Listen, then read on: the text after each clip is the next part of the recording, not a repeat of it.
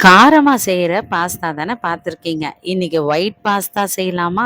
ஒரு கடாய் வச்சு அதில் நிறைய பட்டர் போட்டு நிறைய பூண்டு சாப் பண்ணி போட்டுட்டு அதை நல்லா வதக்கிட்டு அதுக்கப்புறம் கொஞ்சம் கொத்தமல்லியும் நல்லா சாப் பண்ணி போட்டுருங்க.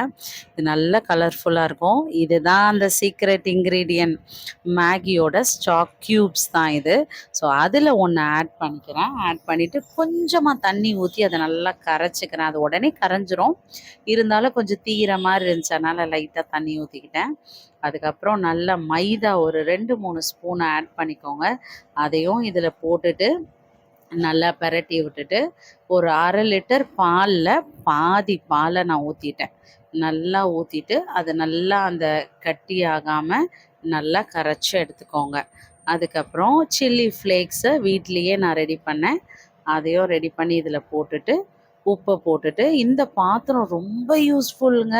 சாதம் கூட இதை அப்படியே வடிச்சுக்கலாம். மேலே ஓட்டையாக இருக்கும், அப்படியே வடிச்சுக்கலாம். ஈஸியாக இருந்தது. அதுக்கப்புறம் பாஸ்தாவை இதில் போட்டுட்டு நல்லா மிக்ஸ் பண்ணி, வீடியோவில் கூட அவ்வளோ அழகாக தெரிலங்க, நேரில் அவ்வளோ அழகாக பார்க்குறதுக்கே கலர்ஃபுல்லாக இருந்தது. டேஸ்ட்டும் வேறு லெவலில் இருந்தது. கண்டிப்பாக செஞ்சு பாருங்கள். இந்த வீடியோ பிடிச்சிருந்தா லைக் பண்ணுங்கள். பாய்.